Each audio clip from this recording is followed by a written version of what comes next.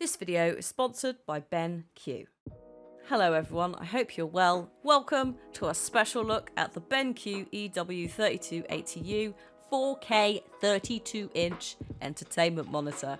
BenQ have kindly sent me two of these for my setup in exchange for making a video, so we're going to be taking a closer look at the monitor's specs, appearance, I'm going to give you my impressions, and camera permitting, show you just a glimpse of the upgrade that I'm seeing my end.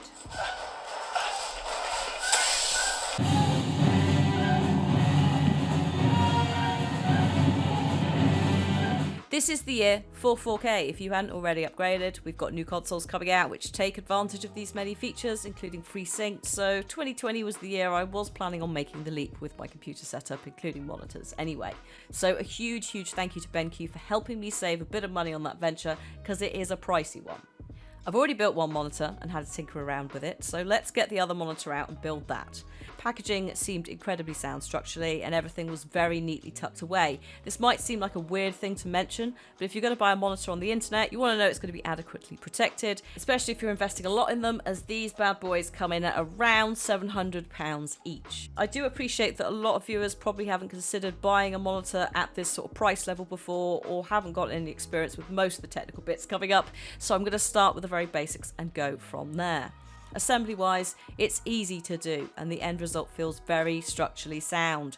There's a metal bit that goes all the way through it, it's great. If you're using the base, which comes with a hidden area for your wires, yum, you just need a screwdriver and a steady hand to slot the parts together and tighten the screws as needed. The base is a nice wide rectangle with some weight to it, meaning it's not top heavy, which is good, as the built-in speaker is quite high up the back of the monitor. The monitor without the stand weighs roughly 7.3 kilograms, with the stand about 8.1 kilograms. If you want to pop it on a wall via a standard mount, BenQ have also got that covered. There is a plastic bit at the back that slides off, you can screw your fixings into there. The cable positioning also reflects this, as all outputs and inputs are angled downwards instead of out. It's great forward thinking, and it is something I have seen a lot of competitors fail to do, including the brand that I bought my home television from. It's not a huge thing, but it's those little additions that pleasantly surprised me as I was building it. Regarding angling of the monitor, you can tilt it up and down, but it won't turn from side to side. Obviously, if you've wall mounted it, then that wouldn't be a concern because the mount would do it for you anyway. It does make sense to prevent that range of movement though, because it would affect the structural stability, and the top speaker obviously does affect that. It's a very slick looking monitor, a thin bezel around the sides and top, that cable tidy that I mentioned before, and also consideration about where the buttons go. There's a volume wheel on the bottom left of the screen, which means you could tweak it, and tucked on the back in the lower right corner are the rest of the controls. Again, it's not a wild development from having them directly under the screen, and I'm sure other people do it, but on the neatness factor, it's a big plus point for the EW3280U. If you're having a sit down on the sofa, you can also ignore all the buttons and the volume control and use the remote that they've provided instead. You can access settings, modes, change your outputs, the volume, or even just turn it off. Super simple to use, the icons made sense, and I really liked how solid the remote felt when I was using it, as sometimes they can feel really flimsy and cheap. Tucked away around the back are 2.1 channel speakers by Trevolo, designed to deliver a fast reaction time and powerful sound that does expand to fill the space. Oh my life. The speakers utilise 2 voice coils, magnets and a flexible surround to produce different sound field setups to get the best output. Here's a few basic examples of them in action alongside a traditional monitor's audio. I'm so sorry about the traditional monitor.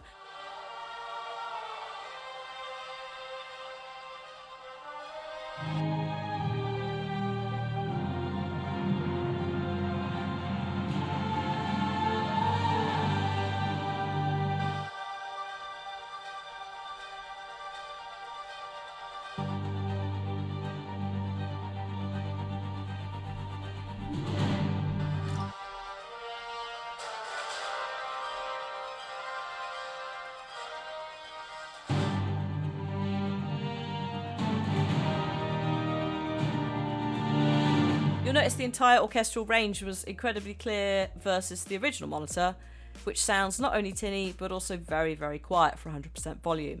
The BenQ was also at half volume for this, and at full volume you could hear it throughout the house, so it's got some serious range on it. It's worth noting this was using a microphone to capture the sound, and that is never as good as your own ears, especially as obviously it's got to pass through several things before it even gets to you guys on YouTube. Also worth noting that some of the directional elements, such as sound localization that the speakers do provide, won't come through properly on YouTube anyway. So for some of this, you're unfortunately just going to have to take my word for it. But in real life, the sound was stunning.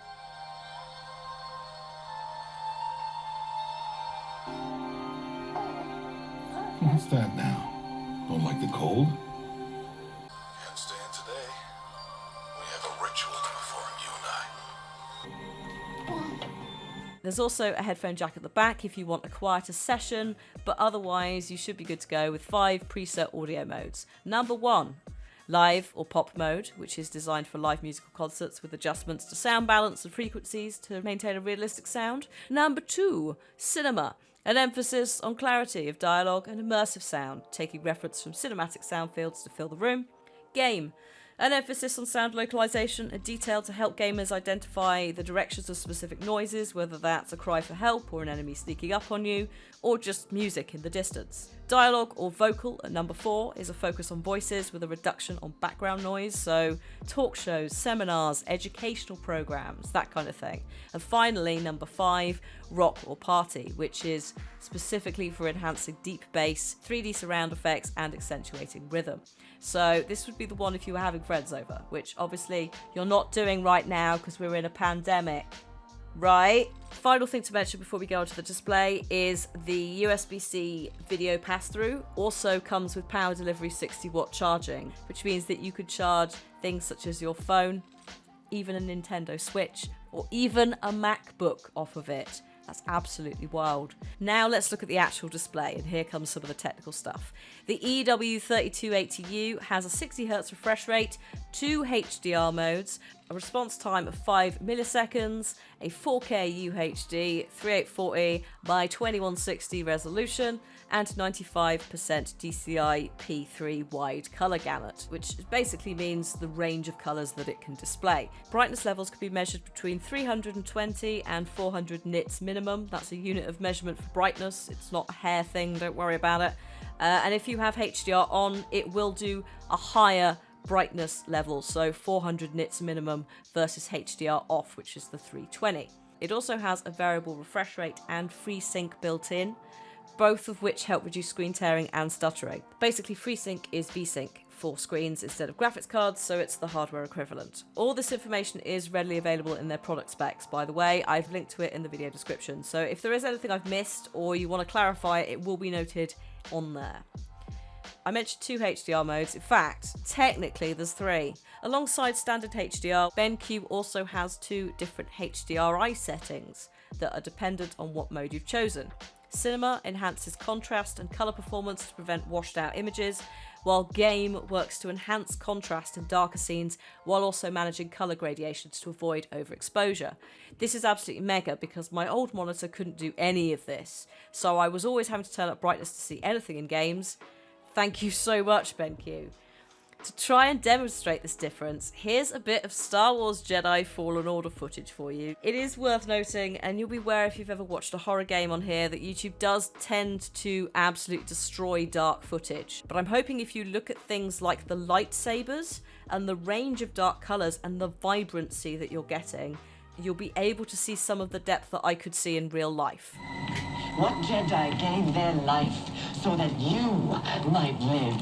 I did try to refilm this multiple times to try and get the right representation of what I was physically seeing.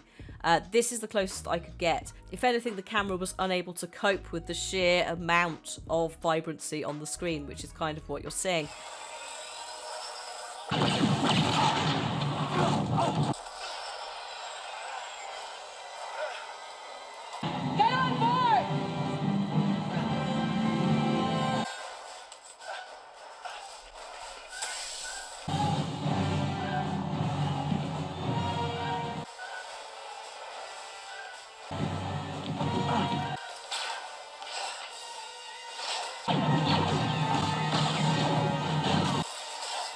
Customization options also go above and beyond what I was expecting for the EW3280U. It's not just about enhancing your video and audio, it's about making that experience comfortable for the viewer. We spend a lot of time looking at our screens, but not a lot of time thinking about eye health when we're doing it.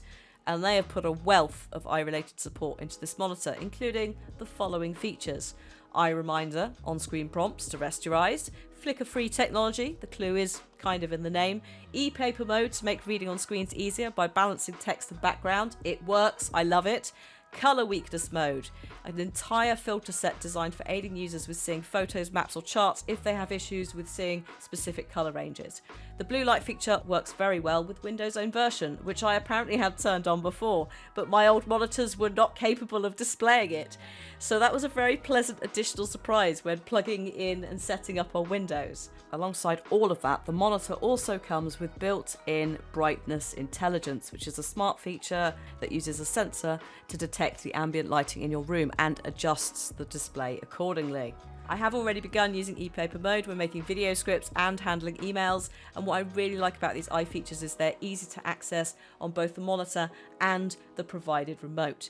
As a content creator and streamer, dual monitors are essential. It's like cutting off a limb if you try and go back. So a massive, massive, massive thank you to BenQ for humouring me and providing a full replacement to my previous monitors. Final thoughts before I go. They are super, super easy to set up, solid design, and I have had no issues getting them both working on my old machine, including using the speakers in Windows. And I'm very much looking forward to see what they're going to do with the next generation consoles coming out this year. I personally would splash out to buy these, but I do acknowledge that the price point is possibly a little steep for some of you if you're looking for your first 4K monitor/monitors. Hopefully this has alerted you to BenQ in general. They do a wide range of great quality monitors and displays in all shapes and sizes. If you'd like to find out more about the EW3280U or other products that BenQ sell, check the link in the description. Thank you again to BenQ. A thank you to you guys for watching. Let me know what you think of the product, and I'll see you next time. Goodbye.